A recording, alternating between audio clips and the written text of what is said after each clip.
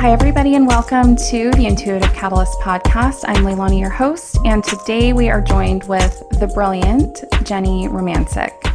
Genny is the founder and lead facilitator at the EQ School, where she helps people develop their emotional intelligence through live workshops and online courses. A former educator and strategist with 2 master's degrees, Genny combines her extensive leadership background, experience with healing her own relational wounds, and favorite personal development tools to help each of her workshop participants improve their relationships to themselves and the world around them. Now, this topic is near and dear to my heart, y'all. I used to teach emotional intelligence at the university level, and when I say it changed my life, I am not saying that in a hyperbolic way. When I first went through the emotional intelligence course at Seattle U, it was perhaps the first time in my entire life that I truly gave myself permission and space to take a look at my emotions and how they impact my behaviors and my patterns within my relationships. It was actually a catalyst for me to start going to therapy, and I'm so grateful for that. So that was over a decade ago. And the skills that I acquired in that class, and I actually ended up helping teach it for several years, they're tools that I continue to utilize in my work with my clients, but also in my relationships, including my relationship with my son. And so I was super excited when Genny said yes to coming on the show. I cannot wait for you all to hear this episode, to hear her wisdom, to hear about the ways that EQ has affected her life. I talk a little bit about mine as well, and the role that EQ will play in helping us change the world for the better. So it is time to grab your tennis shoes if you're going for your walk, or grab your cozy spot and enjoy this episode with my good friend, Genny Rumancik.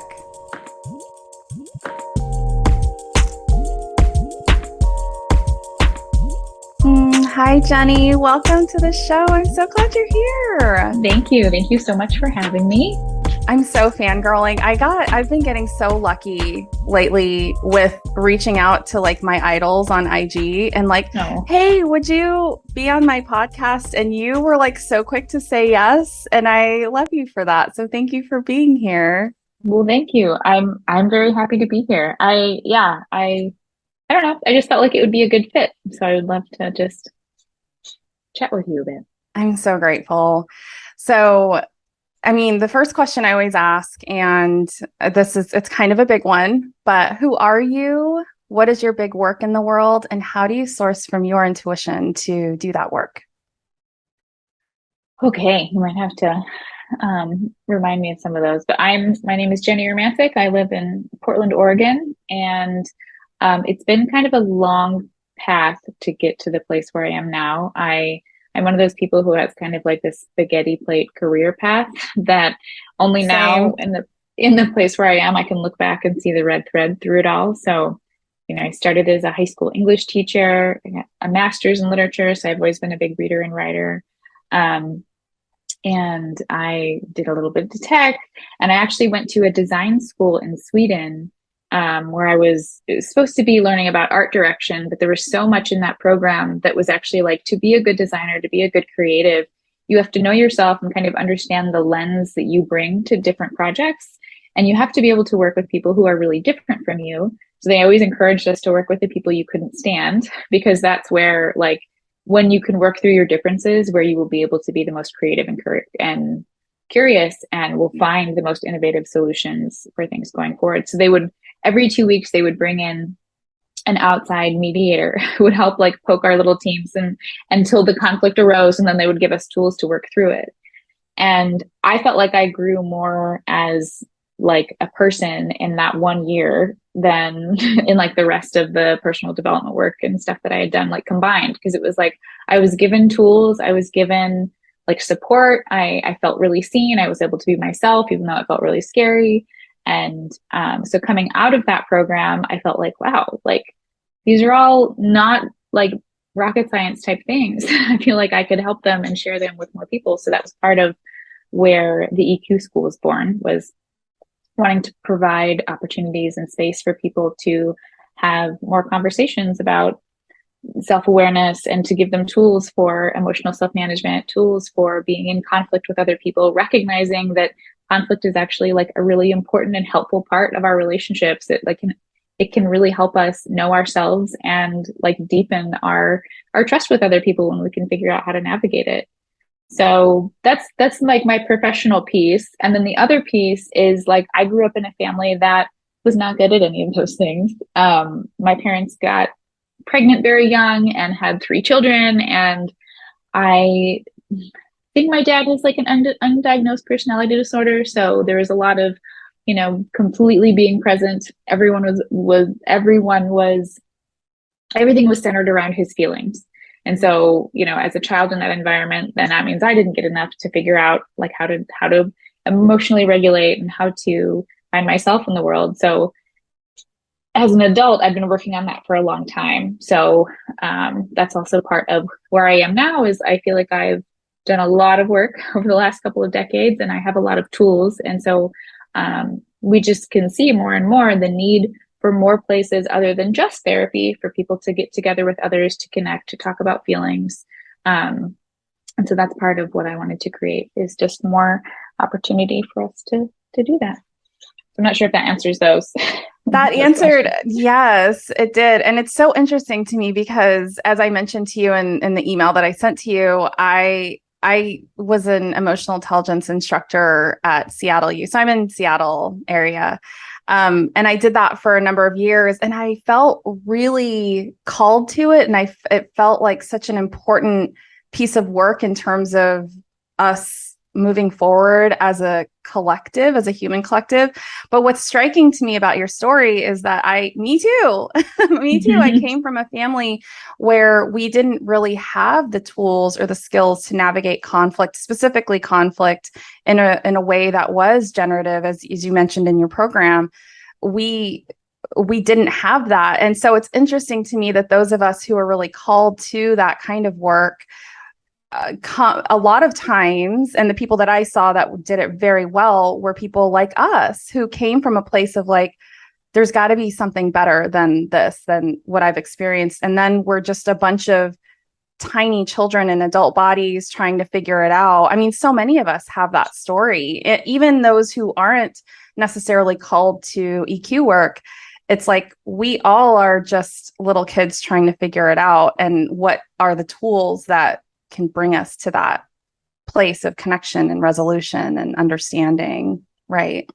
Absolutely. Absolutely. And, for the people who come to my workshops and we talk about things, it's also like so many people will never choose also to actually help that child, their own inner child, figure out what they need and to figure out how to show up in the world using different tools or new patterns. So yeah, making it more, a bit more ubiquitous, putting it out everywhere, I think will be beneficial to us, normalizing these types of tools. And it feels important too for people who maybe are a little scared. I'll just say scared of going to therapy, right? It's like, okay, therapy feels like a big step. Like that's still so stigmatized, which I don't buy into at all, but that's just where we are in our world. And perhaps the EQ school is a place where it's kind of a stepping stone to it was for me. I took emotional intelligence in my grad program, and I was like, oh shit, I need therapy, right? Like it was this giant awakening for me. So it sounds also a way to make it really accessible for people who aren't at a place yet that's a realization. Yeah. So the other question is, what role does your intuition play in all of this? Well, I mean, I think a lot of it has been learning how to even connect with it again, because I think that's, getting into everything that I've learned about psychology and child development and everything is like so much of growing up in the type of environment that I grew up in was like you had to disconnect from your intuition in order to make your own environment livable. In order to be seen and loved, you had to disconnect from who you were. And so part of one of my stories is like, I remember at a young age, I was like 16 or 17 being like, and it's funny that this was like a pivotal moment for me, but recognizing like, I don't know if I'm a dog person or a cat person, because so much of my early life was just completely external. It was just like living to be a good girl and living to, like, I played sports and I, did really well in school and I did all of these things and I just really wanted to be liked. But it was just funny that that question, when someone posed it to me, was the question that I was like, I have no idea. How does anyone know that? And it was like, oh, I need to figure out how do I connect back with myself. And that has been a long journey. And yeah, I don't know where along the way, but I think definitely it's been slowly like reconnecting and listening to my, yeah, I guess to my intuition, to myself, to my gut impulses, which I feel like are always pretty spot on, even if things don't go super well right off the bat. They don't lead me astray. And that's where I'm at a place in my life now where, I mean, especially in like the last year, I've spent a lot more time alone in a good way, but in a like, it's really hard for me to do things that I don't really want to do. Whereas my whole life used to be doing everything what I thought I should be doing, that I should be doing. So intuition is a huge part of my work. And that's a huge part of, especially my self-awareness workshop, is holding space for people to reconnect with that part of themselves. Because it's like, that doesn't lead you wrong. And that's how you build confidence. And that's how you find your people and your place in the world, is by listening to what feels good to you and what feels grounding and what feels like, where you're supposed to be. I'm so excited to like have another EQ nerd on with me, because as I think of like the importance of self-awareness. Well, before we get into all of that, for those who are like, what is emotional intelligence? Like, how do you define it? And why does it matter? Why does it matter here in the state of our world? Well, I'll start with, it matters in the state of our world because humans are inherently emotional beings. We experience the world through our emotions. So this is the funny thing, and I say this in all my workshops. This is the funny thing about living in such a logical, rational society, is that like, we are inherently emotional. We experience the world through our like uh, limbic system first. We feel something and then it will move through our prefrontal cortex and we rationalize why we feel that way. And so it's like, when everything is, even the people who live the most like logical, rational lives, it's like they do that because it makes them feel safe. They do that because it makes them feel like they have stability and whatever. So that's why I think it's so important that we start recognizing the role of our emotions, because they drive everything. I mean, people who have had like traumatic brain injuries that really severely impact the emotional part of their brain literally cannot make decisions, because every decision we make has an emotional aspect to it. So it's like, we have to give them, we have to recognize the importance of our emotional life.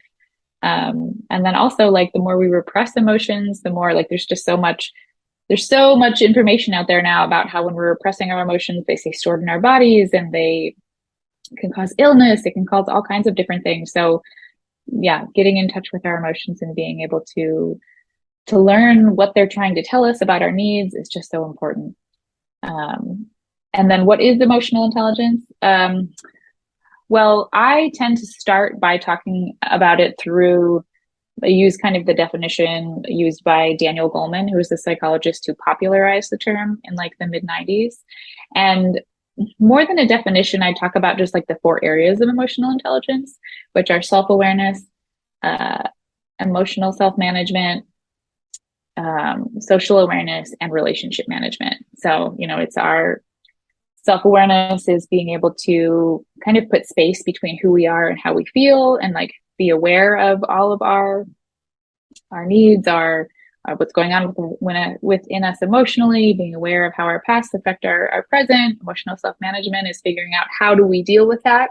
What do we do with all of those things? How do we make decisions that help us stay more regulated? How do we adapt when we encounter difficult things?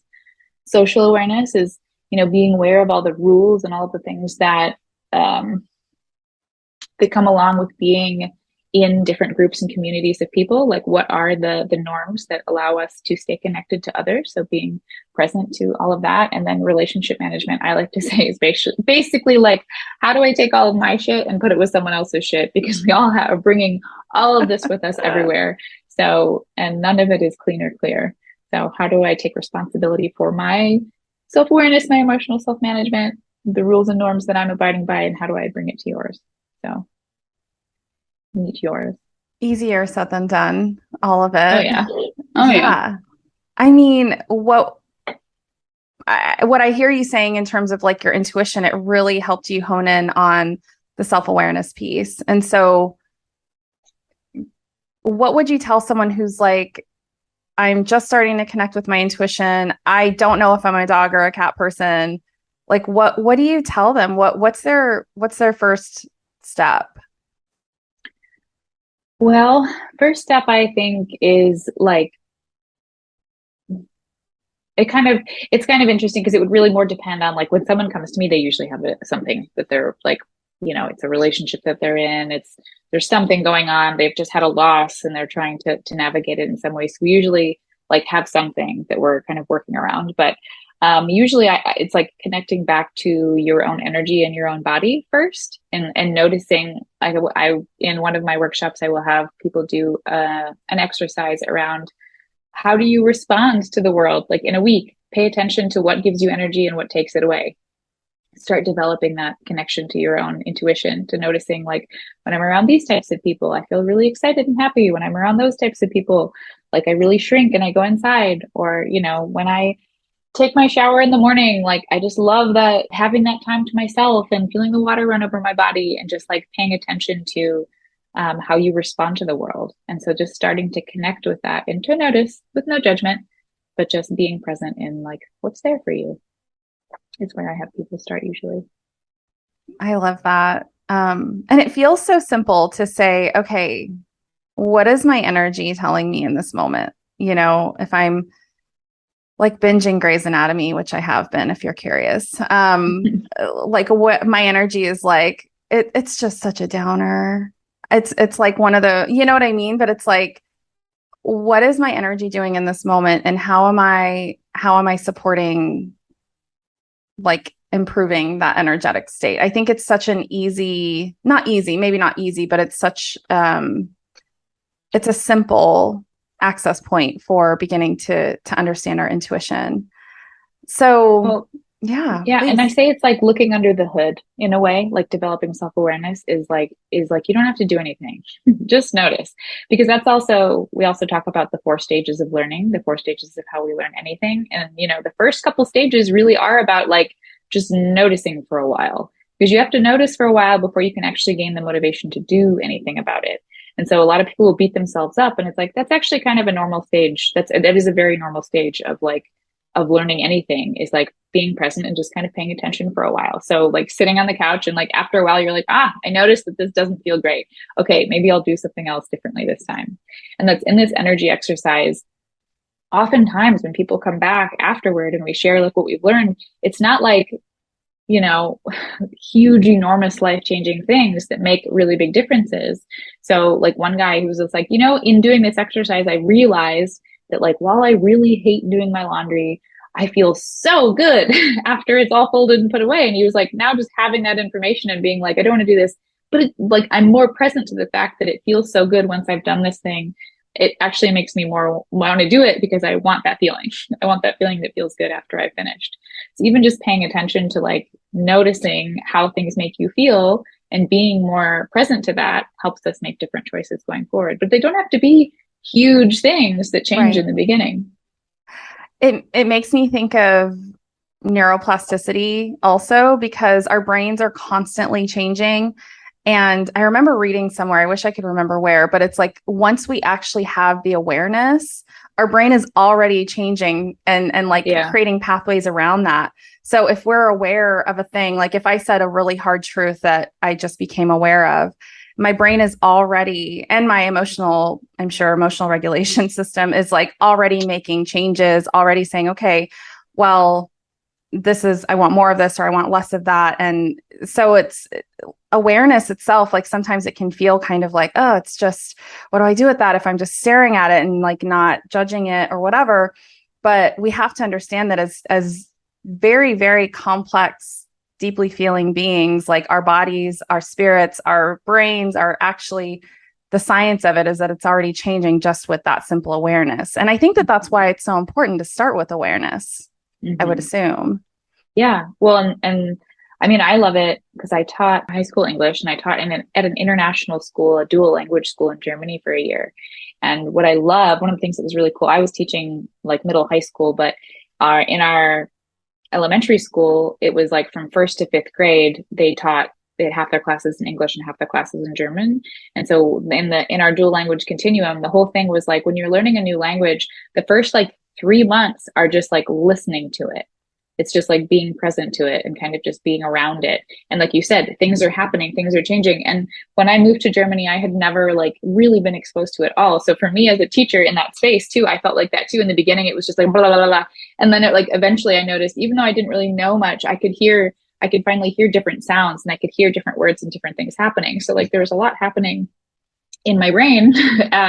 There's a lot that I was taking in, even though I wasn't conscious of it. So that big piece is just like being present and allowing yourself to be in that space, which many of us struggle with too. There's like often a lot of shame, a lot of judgment. We don't know how to do this, or you start to see something that you don't like, behavior of yours that you don't like. And then there's this immediate self-judgment around doing it. And it's like, that's one thing we try to work a lot on in my workshops too, is like, we have these behaviors for a reason. We do for a reason. We've learned these, like they meet a need for us in some way, shape, or form. So noticing it, trying to like, instead of immediately judging yourself, just get curious about like, I wonder why I do that. Or, I wonder why that is, will help us also in that process.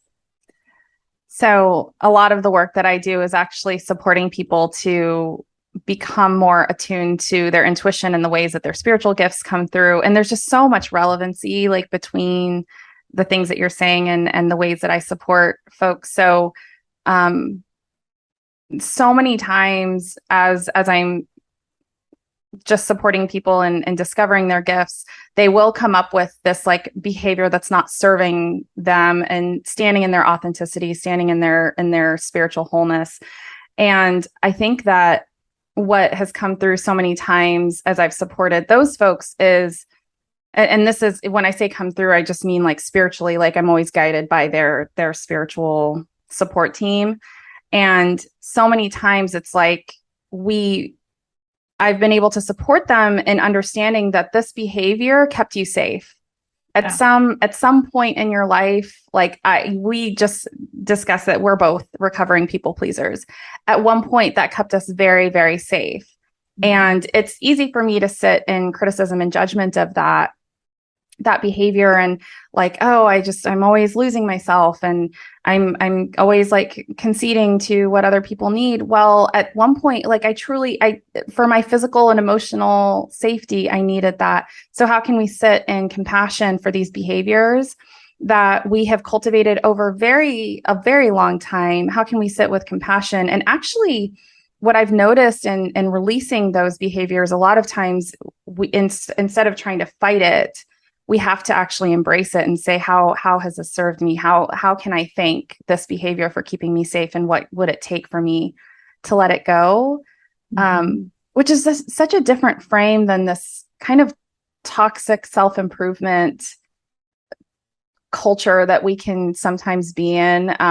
Even within EQ, I feel like it's like you are trying to be the most EQ. You're trying to be the most like the best at self-management and relationship management and all that. But at the end of the day, it's really about who am I today? Who have I become? Why have I become that? And how can I make choices that actually are more aligned with who I am on a soul level, right? Yeah, definitely. I know. I mean, I definitely struggle with the perfectionism and wanting to be the best thing too. But I also am like getting, there is no best. There is no like,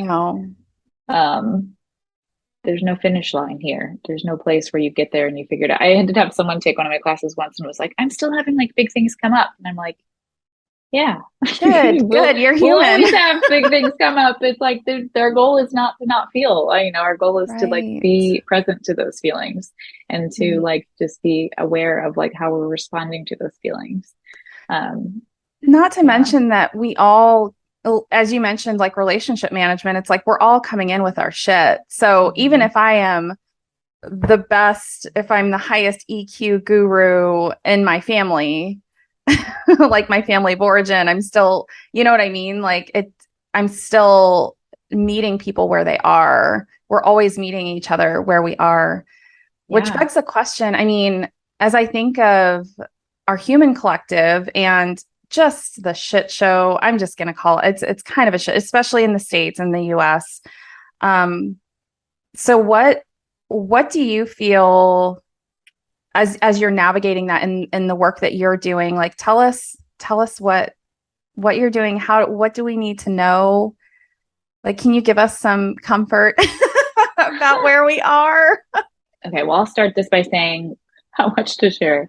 I used to be like such a, I don't know if I want to go into politics at all, but like such a social justice warrior. And I still very much like, I have my values, I have the things that I think are really important.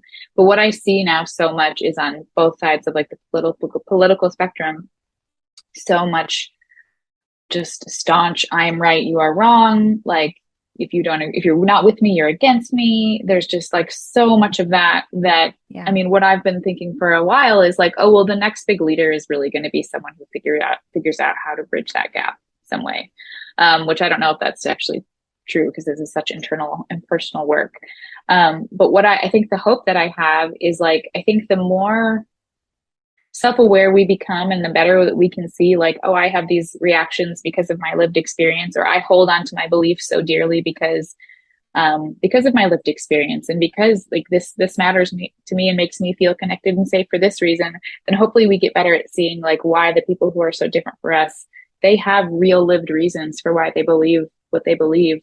Like they feel safe and held by a community that isn't casting them out, and that's part of why they will, stick with that community and stick with whatever's being said there.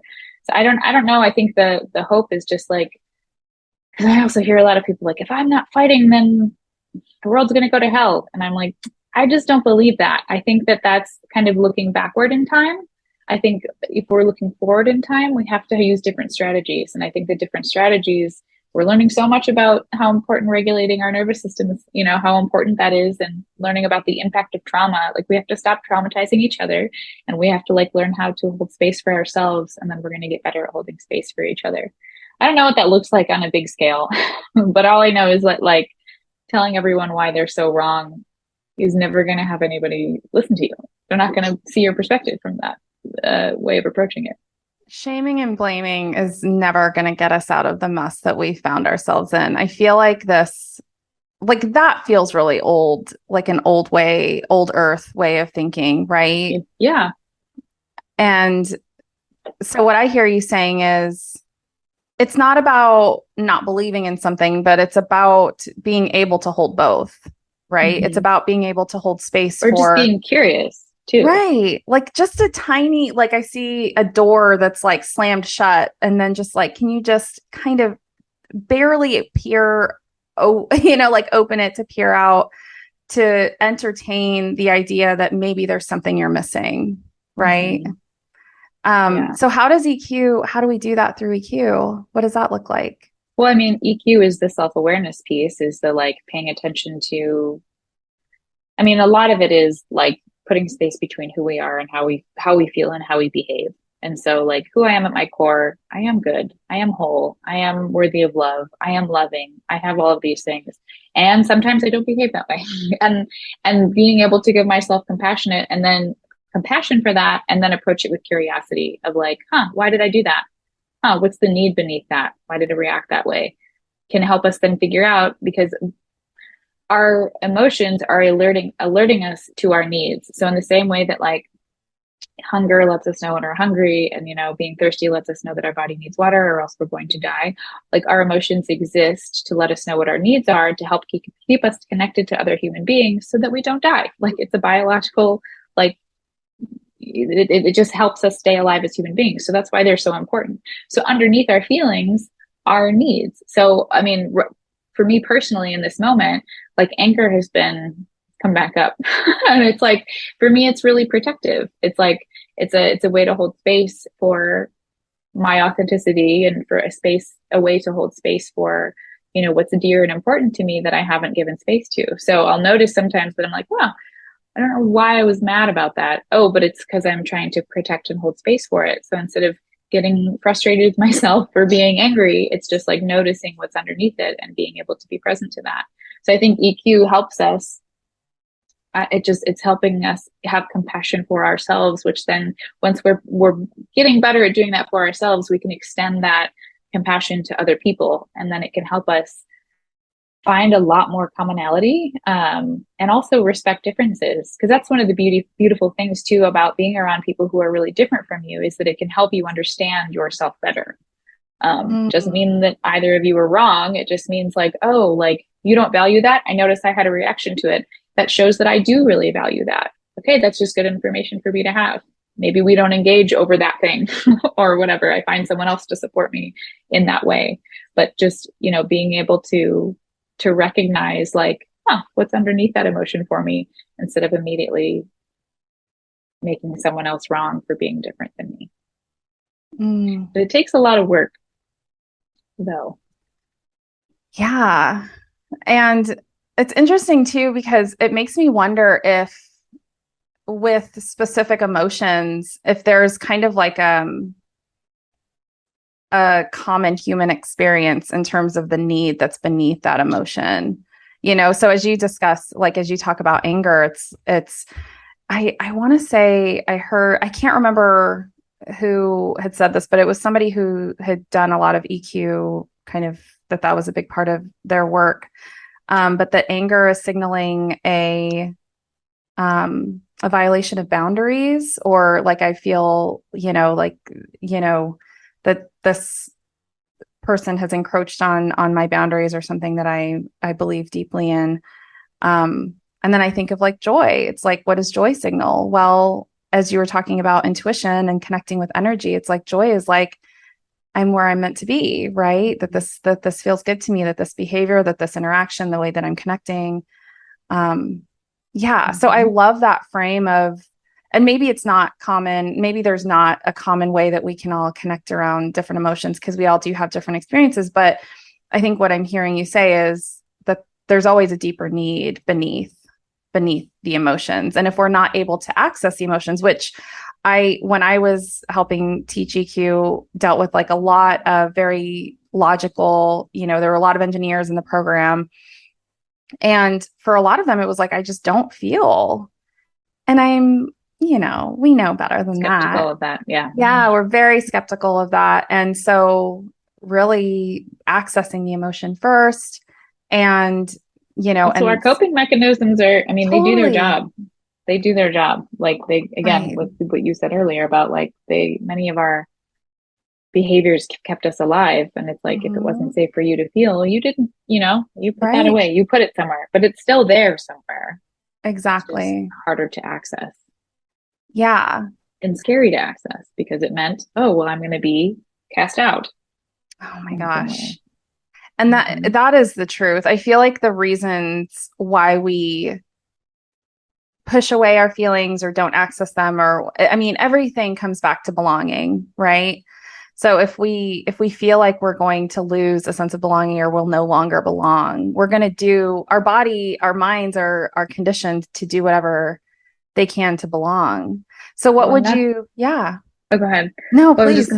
I was just going to say, I took a class earlier this year, and I've been learning a lot about like human systems and family systems work. And in family systems, like a child will give up their needs to maintain connection. So they will give up their authenticity. They will distance themselves from who they actually are and what they need, because, as you said, the connection to the parent is life or death, because they keep us alive. So there is so much of that in our world too, that we disconnect ourselves from. We will fill whatever gap is needed in the family at the expense of our own needs in order to keep the system going. And so there's so much of that in the world as well. It actually makes me a little sad, because I just think of all of these tiny humans and all of the adults who have tiny humans within them that were never cared for, especially as I think of the work that I do, and just spirituality in general, and breaking generational cycles and connecting with ancestors. And there's just so much there's a lot that is not in our favor at this particular point in human history. I feel like, which is why I think it's all coming down. I don't think it's a coincidence that the work that you do is so well received and that people are really looking for that kind of guidance back to themselves to remember who they are as an individual on a soul level, perhaps. And But I will yeah. say, I don't know if you've read, people in my classes know I recommend this book all the time, but Adult Children of Emotionally Immature Parents by Laura C. Gibson. There's something that she says in that book where she talks about a breakdown essentially just being a breakdown of our coping mechanisms, and because they're just not working anymore, so we have to begin to let them go. But it feels so incredibly painful because we have to actually start to be authentic and show up, and we don't know how to do that. So it's a really, really difficult place to be in. But I would say that that's similar, like where we are in society at this moment. It's like we're seeing that all these different masks and all these different ways of trying to be perfect or whatever, they're not working. And so we're trying all kinds of different stuff, and it's a big old mess right now. So I actually feel like it's a good thing because I feel like it shows hope. And my own baggage that I bring to it is like, I'm so resistant to bureaucracy. And like, I'm so like questioning the ways that like everybody wants me to do things. I'm in a space of like, I still want to figure out how to do this on my own. Because I think it's important. I didn't get that stage of it's like my own arrested development showing up now is like, I didn't get that stage to really explore and try and fail. So I'm in a space where I'm doing that now, but I think there's a lot of people in that space too. So, because we don't feel like we can trust the people who are in charge. Oh my gosh. Necessarily. Yeah. It's true. Everything that you're saying, though, also in terms of the state of the world that we're in, it is actually really hopeful because I guess I would feel more afraid if it felt like things weren't changing and shifting. Like there's the world as it stands, it's not sustainable. And I think that's a really good thing. It means that we can't stay in the center anymore. We have to really begin to figure out how to move forward as a collective. And there's just really no option. So thank you for that, because it's so important to also see the hope in the moment, because it's so easy to lose hope with a lot of the shit that we're seeing, right? Yeah. And that's also the part of, I think I wrote about this in the last day or so, is like the last couple of days, is like in order to be more okay with change and what we don't know is coming, we have to have a more grounded center.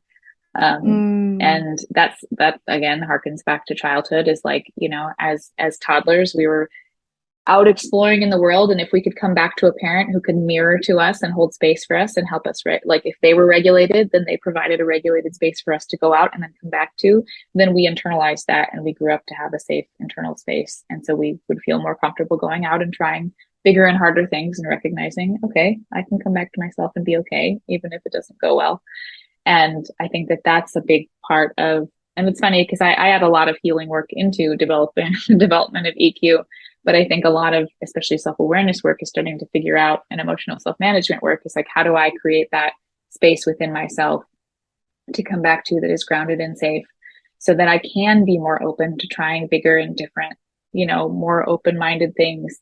I can be more curious about the world because I am safe in here. Because when we're not as safe in here, like that's where we like constrict, and it gets much scarier to go out and try or be open to different ways of doing things. Which is so hard for those of us like you and I who have been so externally focused, right? It's like trying to find our footing and grounding in like the people around us. And what I think is really interesting that the universe has kind of changed that for me is that a lot of the people who were my safe place have kind of started to fall away. And so it's like, okay, so there's just no option. I have to find that safety within myself, because like, damn it, right? And what a blessing it is to be able to have the universe so deeply in my corner of me truly finding that safety within myself. Like, yeah. Well, and to your point, because I do say myself, but it is a spiritual thing as well. It's that trusting that it isn't just me, but it is it is also, I think, a greater spiritual thing, and to trust that you are held both inside yourself and by the universe. But that's a Mm. harder, if you didn't get that when you were really small, you have to learn that. And it's hard and takes practice, and it will take some like stepping out over edges and realizing that it's still going to be okay. It's not easy. I say a lot of stuff and a lot of people will be like, yeah, but that's hard. And I'm like, yeah, it is. Like, none of this is Yes. easy. It's really None of not. It it. is hard. But it is worth it. That's what I will say. Mm. Oh my gosh, Genny, you are such a gift. Tell us a little bit about I feel called to hear a little bit about your workshops before I have my last couple of questions. Yeah. Right now I have three main workshops that I teach. So I have the self-awareness workshop, which I'm actually going to be contributing a few chapters to a book that's coming out soon on shame. So I've been doing a lot of work. So I actually just added a Wow. week of about shame into that workshop because it's just fascinating how it is literally everywhere and it impacts us so deeply, but we don't talk about it as much. And it will drive our behavior if we don't really look at it. Absolutely. But the self-awareness workshop is, as I mentioned before, it's a lot of like taking inventory of like what's there, what are your preferences. We look at your values, we look at your triggers and how and where they show up. We start looking into some of your blind spots, which, I mean, I'll give it away here a little bit, is like when I ask people about blind spots, they're usually like start to ramble all the things that they know are wrong with themselves. And I'm like, no, we have just as many blind spots around like our beauty and our talents and our strengths. And so it's actually looking at some of those things that we might not Mm, always be present to, because it's like we tend to be afraid that everyone sees what's wrong with us, but also like a lot of people are seeing beauty in us that they're not telling us either. So we have some exercises around how do we figure that out. And then we also look at boundaries, which I also frame boundaries a little bit differently. I mean, they can be the hard line in the sand that, keeps us safe and whatever, but I think of boundaries more so as the container that holds space for what we need to feel healthy and happy and grounded. And so, they're more of the guidelines for people to be in relationship with us. Because you can't have good boundaries if you don't know what lives within that container. So it's about, again, developing self-awareness around what do I need? I can't remember who said this, and I'm probably going to butcher it, but the boundaries are the place where I can love you and love myself at the same time. That Mm-hmm. so it's boundaries are I feel like boundaries get a bad rap Yeah. because it's like we're shutting somebody out, but really it's where I can also love myself and be in connection with you, right? Yeah, I think walls are more of the keeping people out. Boundaries are Right. more of like, here's the guidelines for how to come in, which makes them vulnerable. But then I have my Let It Go workshop, which is the emotional self management workshop. So that one is like, we look at the stories, we look at our emotional patterns, we just start to take inventory. There's a lot of self awareness work in that. And then learning some tools for emotional self regulation and being present to your feelings. And a lot of it is getting out of our head, using our stories as a signal that it's time to come back to the body, because we all tend to try to figure out what's exactly happening. And that has its place, but it has too big of a place right now. So we need to also figure Absolutely. out how to balance it with how do I actually feel the energy behind the feeling? Because then it can move. If we don't ever Mm. allow ourselves to feel it, it's going to it'll live on.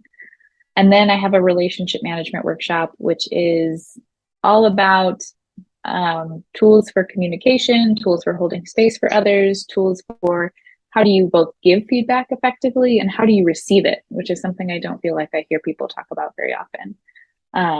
And then we do work around looking at conflict, looking at what are like some of the signs and signals that we might be in conflict, because we all have them, but we may not be self-aware around what they are. Um, yeah, and negotiation of needs in conflict as well. So that workshop. And then I have a friend on the East Coast. She and I are going to be putting on a 6-week workshop on attachment styles. She's a clinical psychologist and is really, really deeply into attachment work. So that will be coming out soon as well. Oh my gosh, I'm so excited. I'm so excited Mm-hmm. for all of the work you're doing.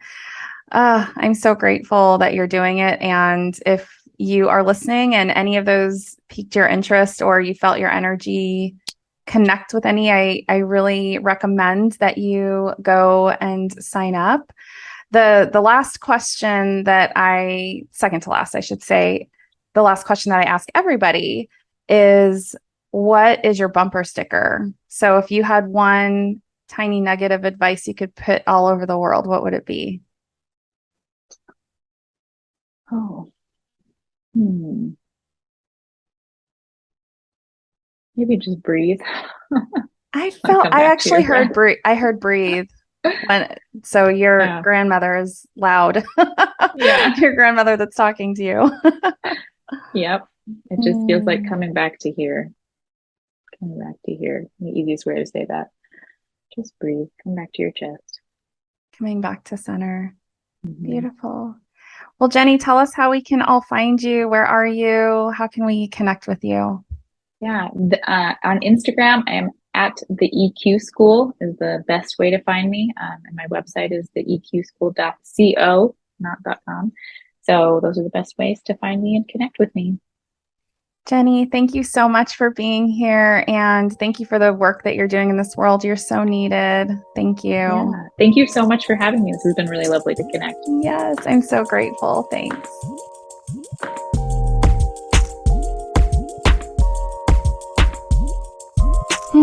Oh, friends, thank you so much for being here for this conversation with Genny. As I reflect on the episode and think about the things that are sticking out for me, I think the biggest takeaway and perhaps a call to action that I think is coming through in this moment is really creating space for us to begin to be really intentional about the ways that we are interacting with our emotions and the ways that our emotions are showing up in our relationships and our work. Because at the end of the day, we are affected by our emotions, whether or not we are taking the time to evaluate them, to give space to them, perhaps to express them, to speak our truth. And in this moment, the question that's coming forward is, how are you honoring your emotions in service of allowing them to be a really integrated part of your experience? And from what I know in speaking with Genny and connecting with her and the content that she puts out into the world, I know that she has some incredible tools and workshops that would support you if that's something that you're looking for. So I'm so grateful that she was able to join us, that she was able to share her story. I'm grateful to have shared mine. If you want to connect with Genny, you can find all of her information in the show notes. If you'd like to connect with me, you can find my information there as well. And as always, I want to remind you to join me on the first Thursday of every month for my free workshop for Earth Angels. You can go to my website, shamanleilani.com/workshops, or click the link in the show notes to sign up for that. I would love to connect with you. I would love to meet you and to have these conversations real time. But for now, be still, my friends, and live into your impact. I am so grateful you're here, and I'll talk with you soon.